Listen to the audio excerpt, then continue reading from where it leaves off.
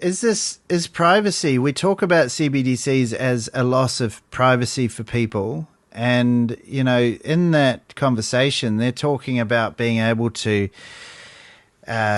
look at every transaction.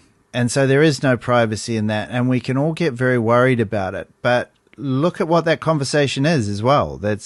She doesn't have privacy either. Do we need to start talking about saying goodbye to privacy full stop anyway? I don't think anyone needs to ever say goodbye to privacy. I think you choose to say goodbye to it. People throw away privacy in the name of convenience, and that's what we've been seeing recently in recent times. But it comes down to that thing of how much privacy are you willing to give up? Now, I know that there were huge protests, obviously, here in New Zealand around vaccine mandates because people were not happy to give up the privacy and the bodily autonomy of what they are putting in their body and why. And they did not want to hand over that information to people. They thought it was private. And so there were massive protests about it. People said this is wrong.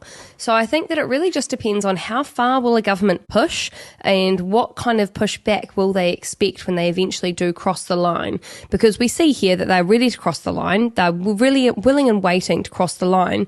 But what will the people do when the government crosses it? Well, what could we possibly do, though? Like, you remember what happened you bring up what happened in Wellington. Well, also what happened in Canada when those truckers went to Ottawa and they ended up getting their bank accounts seized and so on. Imagine with the CBDC how easy that would have been for them. What could we do to fight back in that situation? Well, I do wonder if they had the power, if they could do it, because they do take very long, very big cameras, very long lenses to every single protest, and they photograph every single person's face multiple times. So they've documented every single person that is at a protest. They know. And so it's scary. They're kind of enacting loosely Chinese-based principles already. And then we saw that they brought over the Chinese police to try and monitor things. My question is, out of any country you'd want to emulate yourself after, why on earth would you pick China? Like, how is that the country where we're like, we need their advice?